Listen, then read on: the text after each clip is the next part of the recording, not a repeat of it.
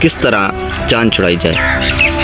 تو اس لڑکی نے کہا کہ میرے پاس ایک تجویز ہے، وہ تجویز یہ ہے کہ میں اسے کہوں کہ تو اپنی ماں کا کلیجہ یعنی کہ دل نکال کر لیا، اگر تو یہ لے کر آیا تو میں تم سے شادی کروں گی ورنہ نہیں کروں گی، یہ تمہاری محبت کا امتحان ہے۔ اسی طرح اس بیوقوف لڑکے نے بھی یہ بات سن لی۔ اس لڑکی نے کہا کہ اگر تو اپنی ماں کا دل لے کر آتا ہے تب میں تجھ سے شادی کروں گی، اس وقت مجھے معلوم ہوگا کہ تم مجھ سے سچی محبت کرتا ہے۔ اس لڑکے نے تھوڑی دیر سوچا لیکن پھر اس نے کہا کہ ٹھیک ہے مجھے منظور ہے۔ اب وہ لڑکی بھی حیران ہو گئی کہ یہ کیا کرنے والا ہے۔ اب کئی سالوں گزر چکے تھے، وہ گھر نہیں گیا تھا، اب اس گھر سے گھر گیا کہ اپنی ماں کا دل نکال کر اس لڑکی کے پاس لے آنا۔ اس نے بیوقوفی کی انتہا کر دی۔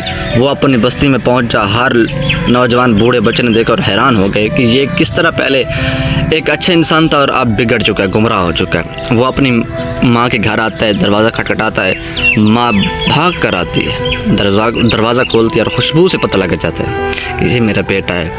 اب اندھی تھی، نابینا تھی، اب اس کے پاس بینائی بھی تھی۔ اس نے آتے ہی اپنے بیٹے کو گلے سے لگا اور اس خنزیر صفت بیٹے نے خنجر نکال کر اپنی ماں کے سینے میں گھونپ دیا اور دل نکالیا۔ ماں زمین پر گر پڑی۔ اب بستی کا یہ سما ہوا کہ آسمان پر کالے بادل چھا گئے، ہر طرف خاموشی سناٹا بن گیا، ایسا لگتا ہے کہ قبرستان ہے، خوفناک جگہ بن گئی۔ اور اس لڑکے کو قطرہ ذرا برابر بھی احساس نہ ہوا کہ یہ میری ماں تھی۔ وہ دل نکال کر چلا جاتا ہے اس لڑکی کے پاس اور اسے دے دیتا ہے کہ یہ میری ماں۔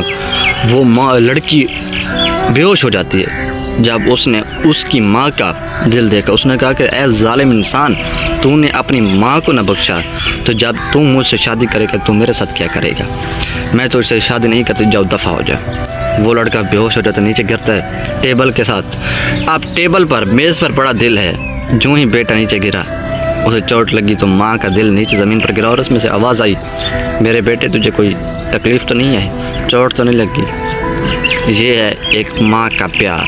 اگر ویڈیو پسند آئی ہو لائک شیئر کمنٹ اور چینل کو سبسکرائب لازمی کر دیجیے گا۔